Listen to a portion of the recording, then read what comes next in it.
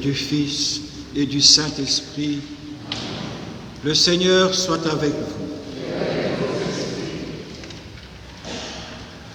Nous accueillons une famille venue prier spécialement pour une défunte qui nous a quittés il y a 10 ans, à cette période-ci de l'année, Madame Gisèle Thirion.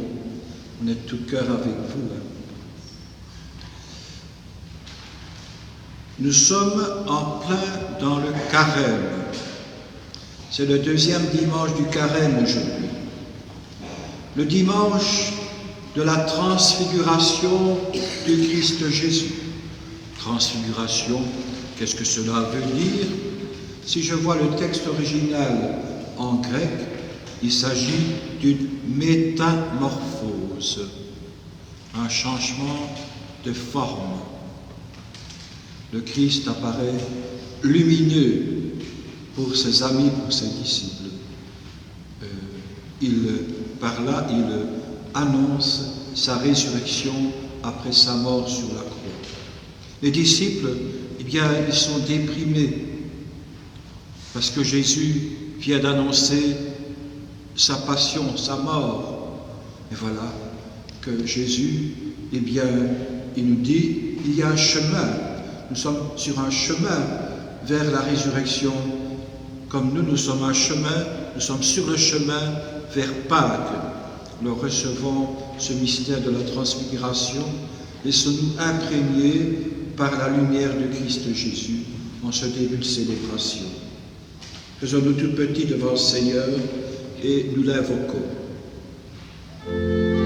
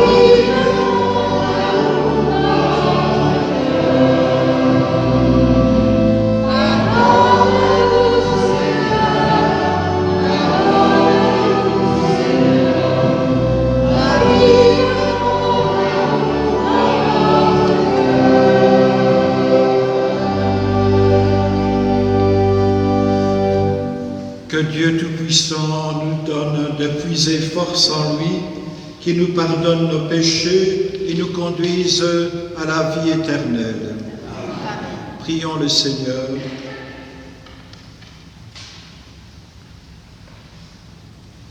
Père du ciel,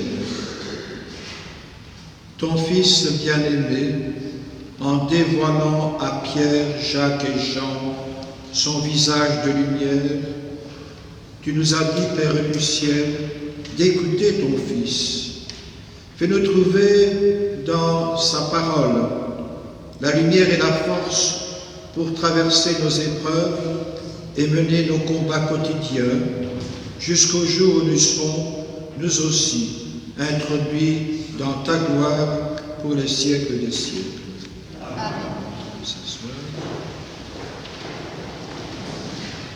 Nous sommes dans le premier livre de la Bible, le livre de la Genèse.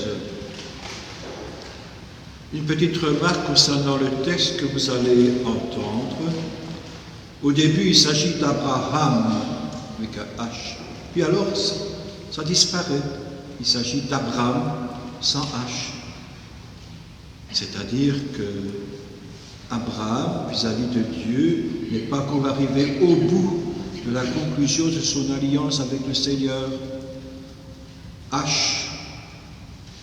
Abraham, ce sera son nom quand il aura conclu l'alliance. Le H signifie une rupture avec un ancien mode de vie pour avoir un style de vie beaucoup plus universel. Ce sera la même chose avec sa femme Sarah, qui s'appelait Sarai, et ça devient Sarah avec H. Étrange dans ce texte, ce rituel d'alliance très ancien. À cette époque, on prenait des animaux, les sacrifiait, on les partageait en deux, puis chacune des parties qui faisaient alliance passait avec du feu entre chaque moitié d'animal. Seul Dieu va passer ici, que c'est lui d'abord qui conclut l'alliance avec Abraham. Écoutons. Lecture du livre de la Genèse. En ces jours-là, le Seigneur parlait à Abraham dans une vision. Il le fit sortir et lui dit : « Regarde le ciel et compte les étoiles si tu le peux. » Et il déclara : « Telle sera ta descendance. » Abraham eut foi dans le Seigneur, et le Seigneur estima qu'il était juste. Puis il dit : « Je suis le Seigneur qui t'ai fait sortir d'Our en Chaldée pour te donner ce pays en héritage. » Abraham répondit : « Seigneur mon Dieu, comment vais-je savoir que je l'ai en héritage ?» Le Seigneur lui dit : « Prends-moi une génisse de 3 ans, une chèvre de 3 ans, un bélier de 3 ans, une tourterelle et une jeune colombe. » Abraham prit tous ces animaux, les partagea en deux et plaça chaque moitié en face de l'autre. Mais il ne partagea pas les oiseaux. Comme les rapaces descendaient sur les cadavres, Abraham les chassa. Au coucher du soleil, un sommeil mystérieux tomba sur Abraham. Une sombre et profonde frayeur tomba sur lui. Après le coucher du soleil, il y eut des ténèbres épaisses. Alors un brasier fumant et une torche enflammée passaient entre les morceaux d'animaux. Ce jour-là, le Seigneur conclut une alliance avec Abraham en ces termes : « À ta descendance, je donne le pays que voici, depuis le torrent d'Égypte jusqu'au grand fleuve, l'Euphrate. » Parole du Seigneur.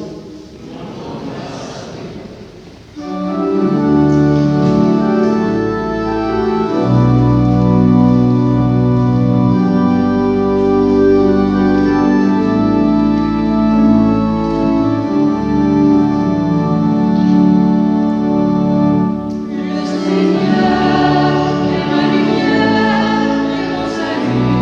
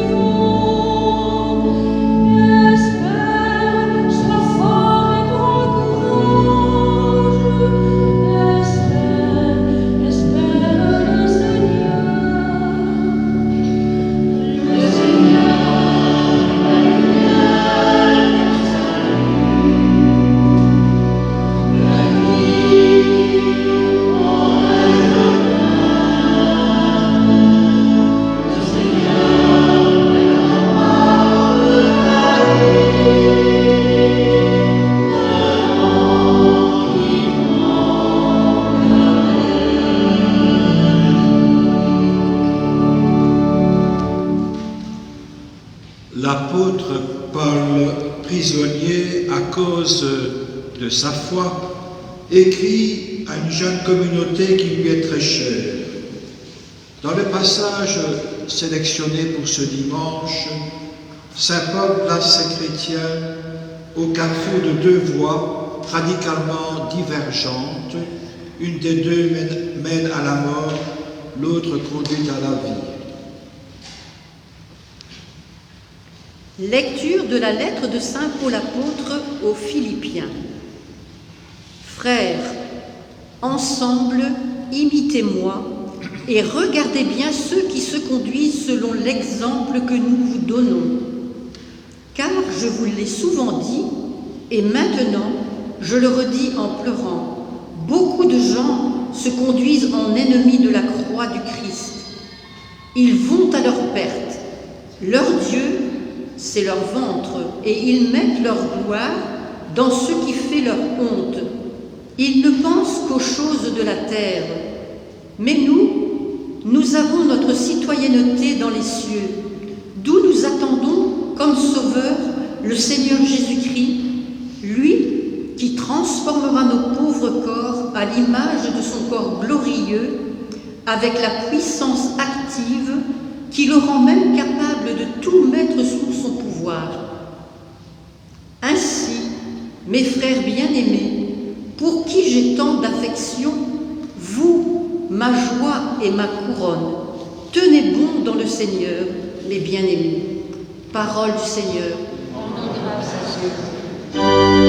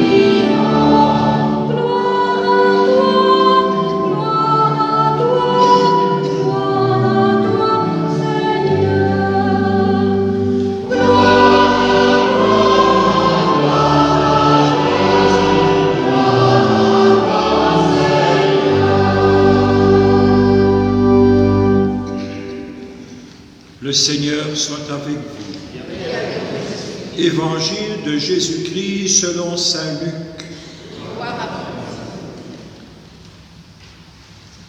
En ce temps-là, Jésus prit avec lui Pierre, Jean et Jacques et gravit la montagne pour prier.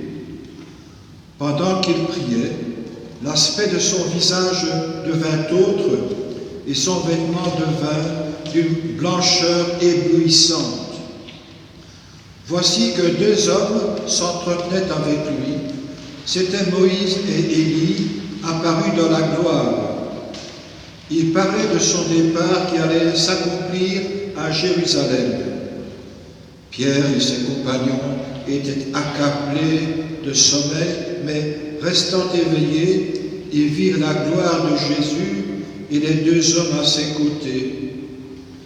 Ces derniers s'éloignaient de lui quand Pierre dit à Jésus, « Maître, il est bon que nous soyons ici. Faisons 3 tentes, une pour toi, une pour Moïse et une pour Élie. » Il ne savait pas ce qu'il disait. Pierre n'avait pas fini de parler qu'une nuée survint et les couvrit de son ombre. Ils furent saisis de frayeur lorsqu'ils y pénétrèrent.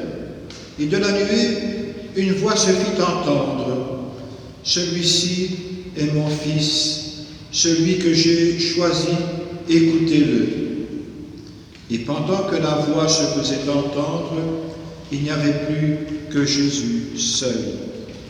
Les disciples gardèrent le silence et en ces jours-là, ils ne rapportèrent à personne rien de ce qu'ils avaient vu.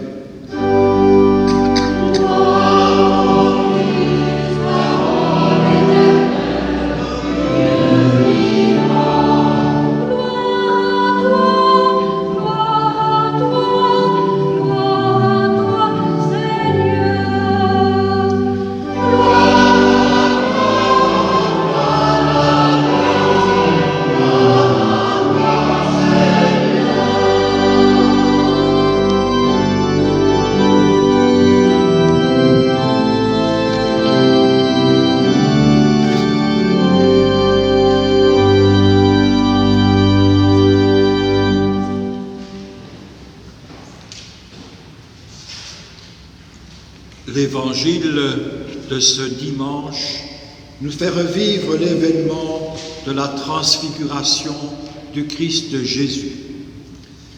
Cet épisode important se célèbre de manière solennelle le 6 août, une date isolée par rapport aux jours qui précèdent et à ceux qui suivent, mais durant le carême.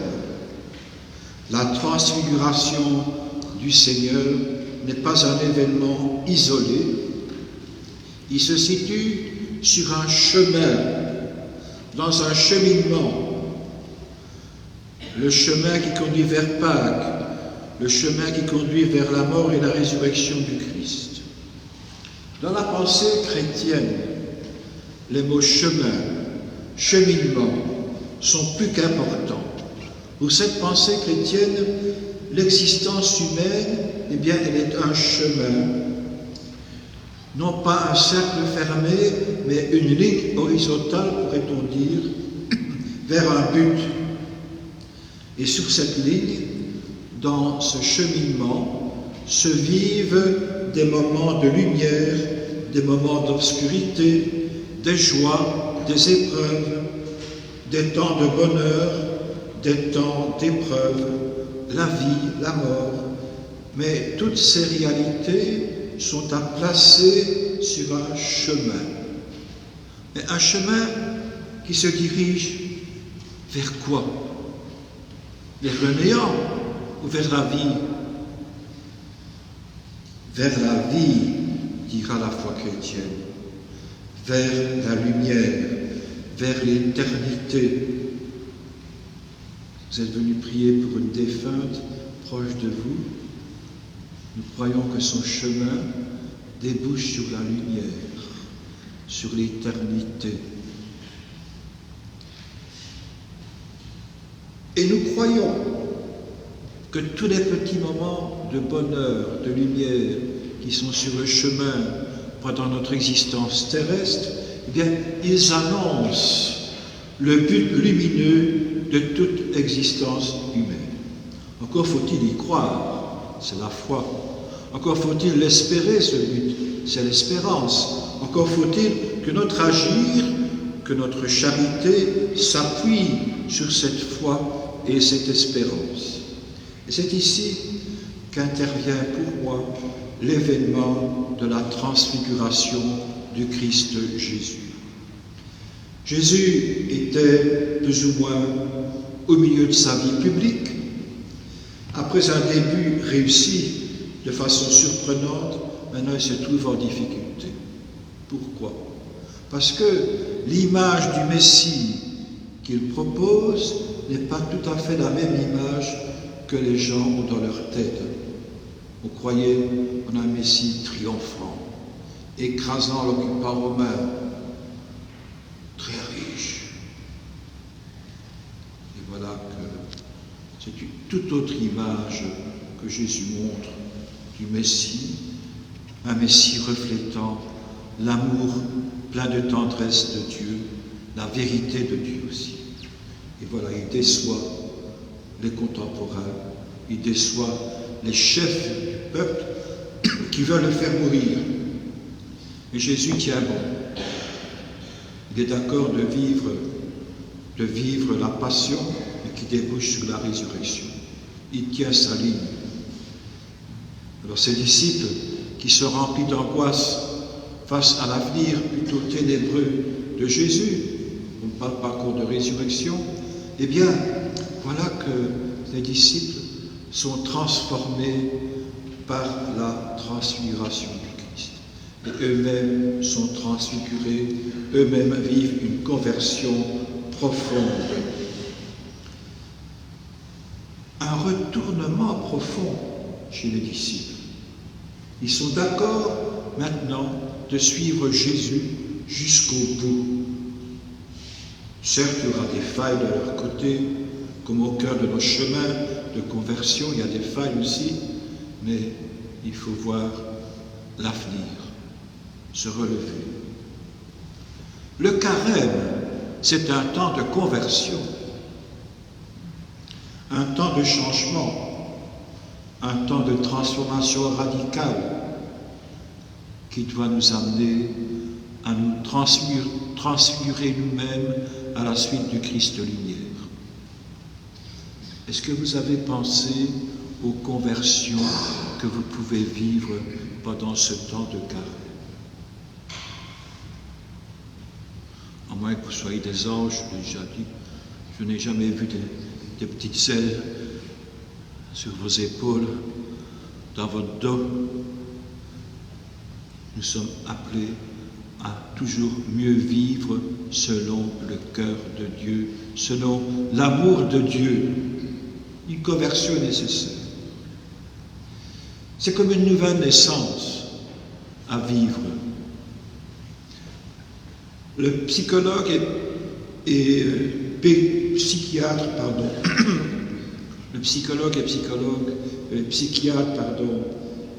Carl Gustav Jung, qui nous a quittés en 1961, eh bien, il a beaucoup étudié le phénomène religieux et il nous a dit, dans la vie de tout homme, de toute femme, il y a 4 naissances. D'abord, la naissance, quand on sort du ventre de la maman. Il y a la souffrance de la maman, mais il y a la souffrance du petit aussi. Parce qu'il quitte un milieu bien chaud, puis il doit respirer. Ça fait mal, hein? Souvent. Il doit mourir à un certain monde pour s'ouvrir à un nouveau monde. Et puis, il y a le passage de l'enfance à l'adolescence. C'est aussi un peu une mort, hein, pour vivre autre chose. Puis le passage, la naissance, quand on passe de l'adolescence à l'âge adulte, même si certains restent adolescents toute leur vie, hein, une nouvelle naissance. Et puis, il y a la mort. quelque chose de ténébreux pour arriver à la lumière. Eh bien, je trouve qu'une conversion profonde pour être transfigurée à l'image du Christ, c'est une naissance, une nouvelle naissance. Quelle est la naissance que vous allez vivre, cette nouvelle naissance que vous allez vivre pendant le carême? Donc le carême, c'est pas comme ça une brève parenthèse pénitentielle, mais un temps de conversion authentique et profonde.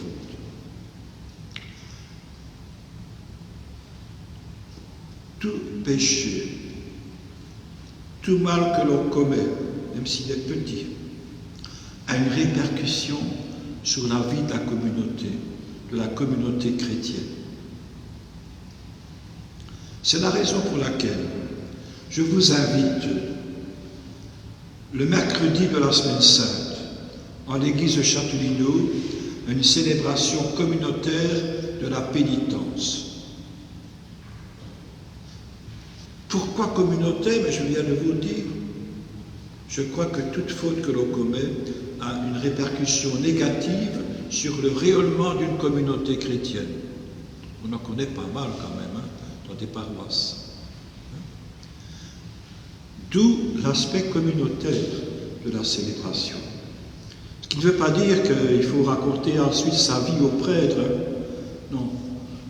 Vous devez passer, si vous voulez, auprès du prêtre pour confesser vos péchés, mais faites-le d'une certaine manière. Je note sur un petit papier peut-être la conversion à laquelle je suis invité tout spécialement pendant ce temps de carême. Puis, deuxième ligne, ma résolution que je prends. Vous présentez ça au prêtre quand vous venez. Oui, vous déchirez le papier et vous le mettez en poche. Donc, ne pas rester 1 heure auprès du prêtre, parce que les autres attendent quand même. Si vous voulez avoir un dialogue plus long, vous allez trouver le prêtre personnellement après la célébration, bien un autre jour. Ça va. Je trouve qu'on pourrait vivre cette messe comme une étape de ce processus de transformation. Continuons notre célébration de l'Eucharistie, durant laquelle nous allons nous approcher de Dieu avec tout notre être, afin d'être nourris, confortés, transformés par la nourriture du corps du Christ, ainsi que par la nourriture d'une communion fraternelle entre nous, notre communauté étant appelée justement à rayonner Dieu dans le quotidien. Amen.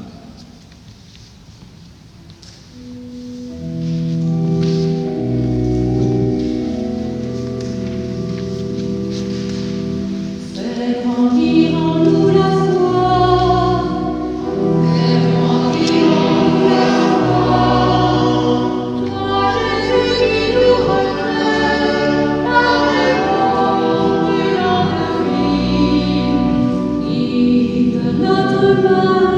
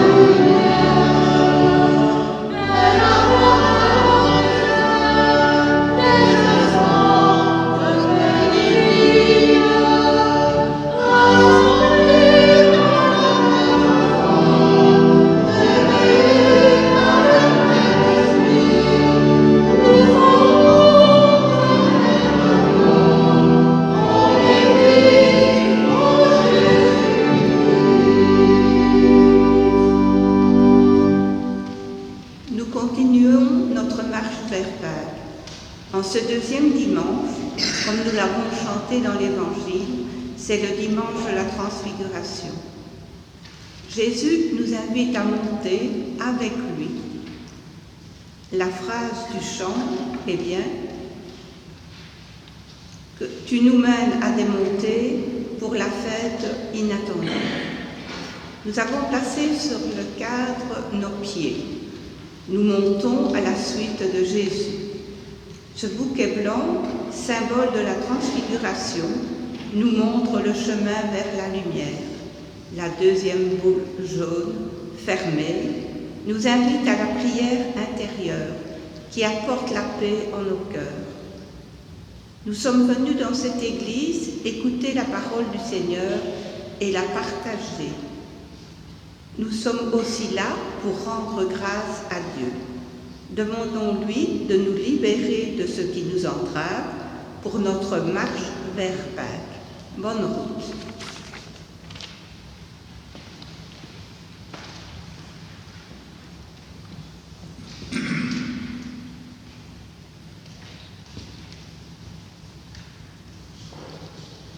Et maintenant, nous nous levons pour proclamer notre foi.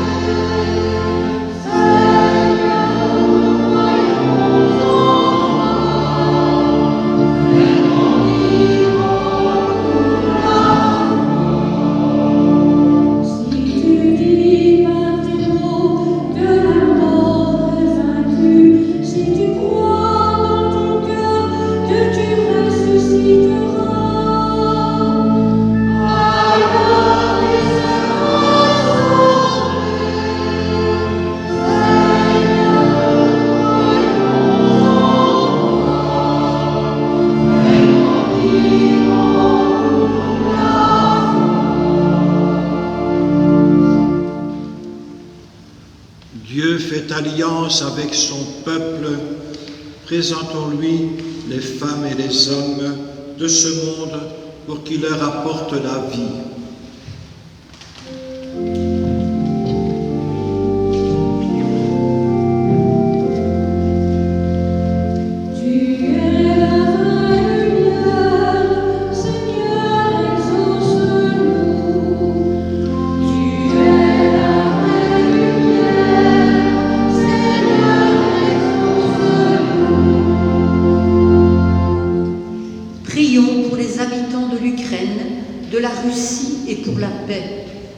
Que la raison et la conciliation puissent prendre le dessus sur l'armement et l'épreuve de force.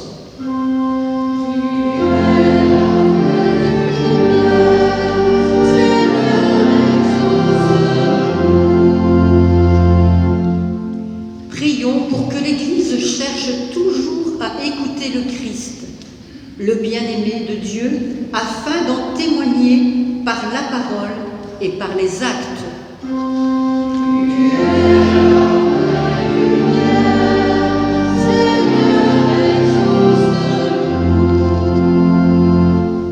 Prions pour familles et leurs terres pour suivre le Seigneur à la suite d'Abraham et des apôtres, qu'ils trouvent leur joie à servir le Seigneur.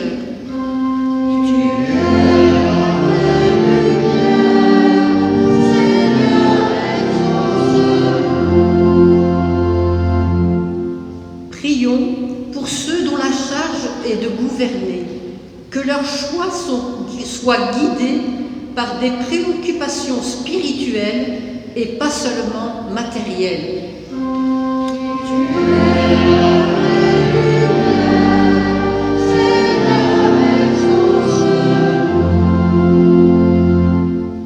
Prions pour celles et ceux qui, dans notre unité pastorale, sont chargés de transmettre la parole de Dieu aux plus jeunes, qu'ils se ressourcent dans le cœur du Christ lui-même.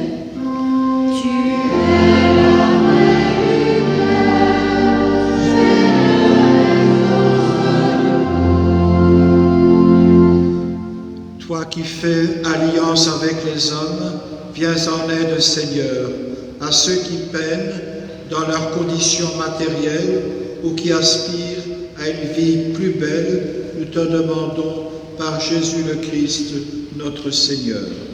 Amen. La collecte de ce dimanche est destinée à la Fabrique d'Église. Merci d'y faire mon accueil.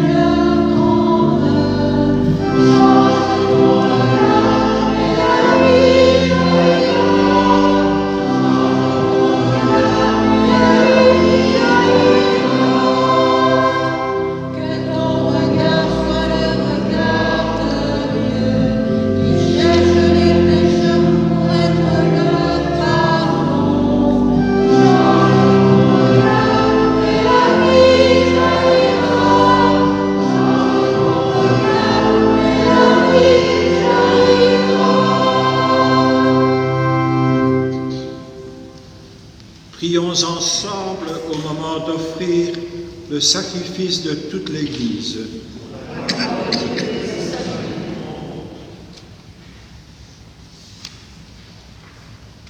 Que cette offrande, Seigneur, nous purifie de nos péchés, qu'elle sanctifie le corps et l'esprit de tes fidèles et les prépare à célébrer les fêtes pascales par Jésus le Christ, notre Seigneur.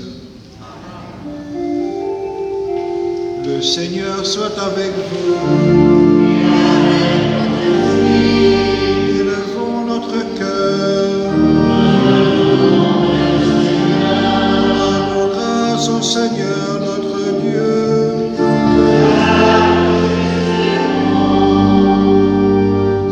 Vraiment, il est juste et bon de te rendre gloire, de t'offrir notre action de grâce, toujours et en tout lieu. À toi, Père très saint, Dieu éternel et tout-puissant, par le Christ notre Seigneur. Après avoir prédit sa mort à ses disciples, il les mena sur la montagne sainte. En présence de Moïse et du prophète Élie, il leur a manifesté sa splendeur. Il nous révélait ainsi que sa passion le conduirait à la gloire de la résurrection. C'est pourquoi avec les anges dans le ciel, nous pouvons te bénir sur la terre et t'adorer en chantant.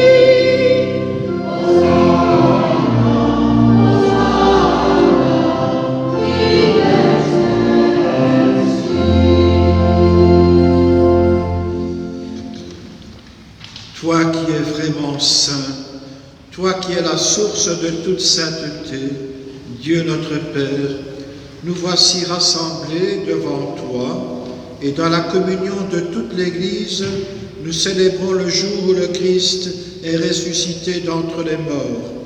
Par lui que tu as élevé à ta droite, nous te prions. Sanctifie ces offrandes en répandant sur elles ton esprit, qu'elles deviennent pour nous le corps et le sang de Jésus, le Christ notre Seigneur.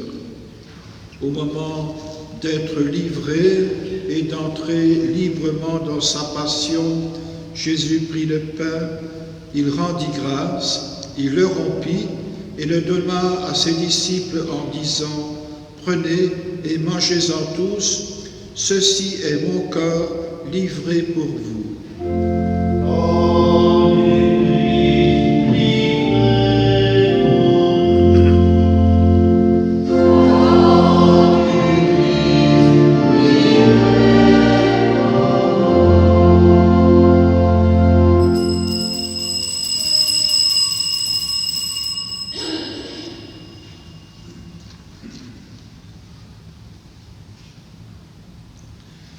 De même, après le repas, il prit la coupe, de nouveau il rendit grâce et la donna à ses disciples en disant « Prenez et buvez-en tous, car ceci est la coupe de mon sang, le sang de l'alliance nouvelle et éternelle, qui sera versé pour vous et pour la multitude en rémission des péchés.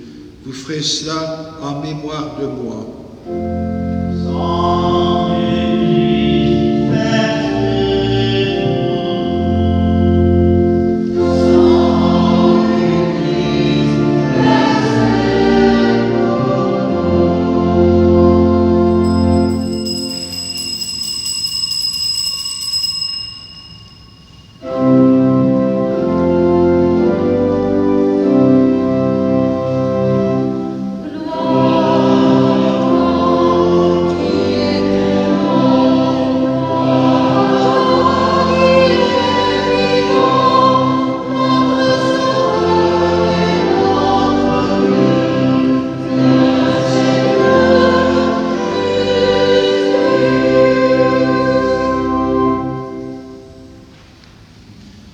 Faisant ainsi mémoire de la mort et de la résurrection de ton Fils, nous t'offrons, Seigneur, le pain de la vie et la coupe du salut, et nous te rendons grâce, car tu nous as estimés dignes de nous tenir devant toi pour te servir.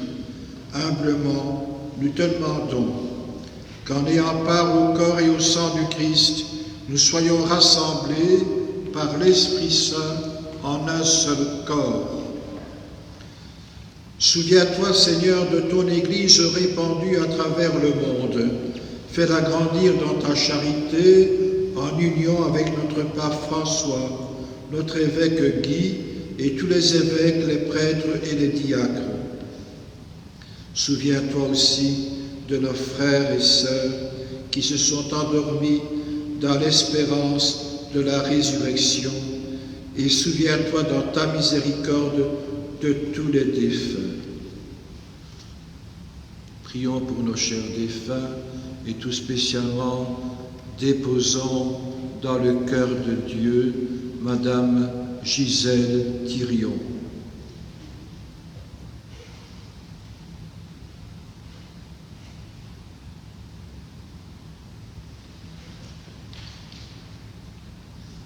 Accueille-la, accueille-les tous dans ta lumière, dans la lumière de ton visage, Seigneur. Et sur nous tous, enfin, nous implorons ta bonté. Permets qu'avec la Vierge Marie, la bienheureuse Mère de Dieu, avec Saint Joseph, son époux, les apôtres et tous les saints qui ont fait ta joie au long des âges, nous ayons part à la vie éternelle et que nous chantions ta louange et ta gloire par ton Fils, Jésus le Christ.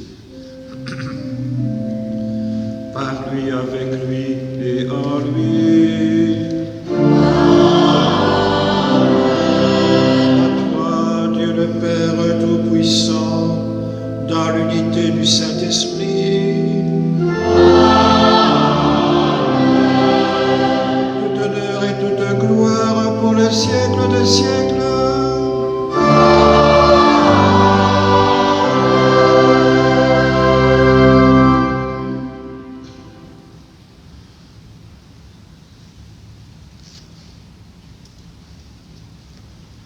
Nous sommes, pendant le carême, invités de manière très spéciale à mettre nos pas dans les pas du Christ Jésus. Et une attitude fondamentale chez le Christ, c'est de tout recevoir du Père, de tout lui remettre entre ses mains. Dans cette attitude d'humilité, de filiation, nous récitons le Notre Père. Notre Père, qui es aux cieux, que ton nom soit sanctifié, que ton règne vienne, que ta volonté soit faite sur la terre comme au ciel. Donne-nous aujourd'hui notre pain de ce jour. Pardonne-nous nos offenses, comme nous pardonnons aussi à ceux qui nous ont offensés, et ne nous laisse pas entrer en tentation, mais délivre-nous. Délivre-nous de tout mal, Seigneur, et donne la paix à notre temps. Soutenus par ta miséricorde, nous serons libérés de tout péché, à l'abri de toute épreuve, nous qui attendons que se réalise cette bienheureuse espérance, l'avènement de Jésus-Christ, notre Sauveur.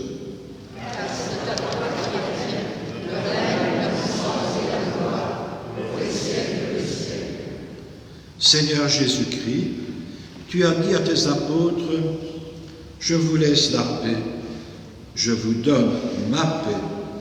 Ne regarde pas nos péchés, mais la foi de ton Église.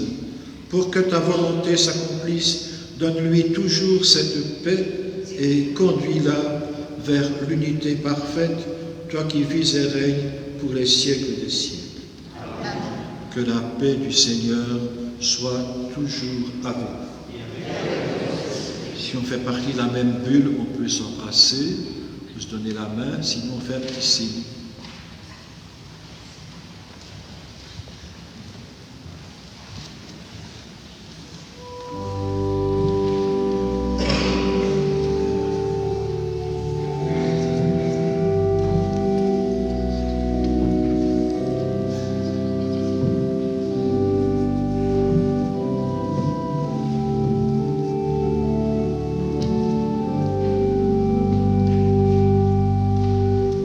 Alleluia.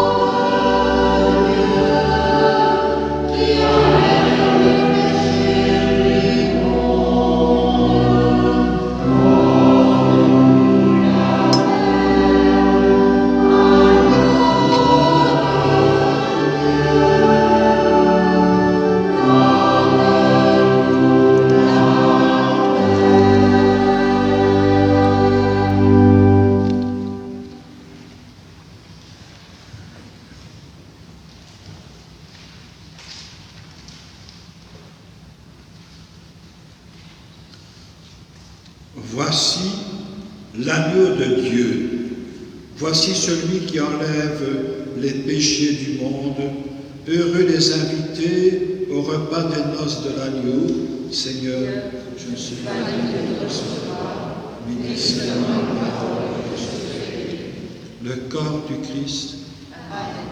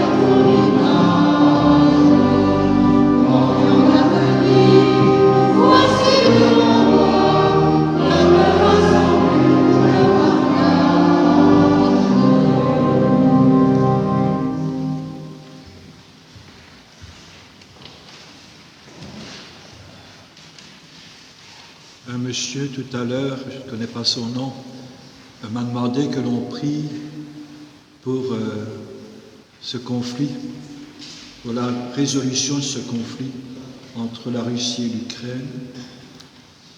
Moi, je pense à Notre-Dame de Fatima, qui avait demandé que l'on prie pour la conversion de la Russie, entre autres. C'est une situation extrêmement difficile. Moi, je me mets à la place des Russes aujourd'hui. C'est pas évident, leur pays. Il ne faut pas mettre un pas de travers. Et on risque d'avoir la même chose après en Ukraine, et même peut-être en Europe. Alors, je crois que ça vaudrait la peine de prier ces moments-ci, la Sainte Vierge, pour la résolution de ce conflit.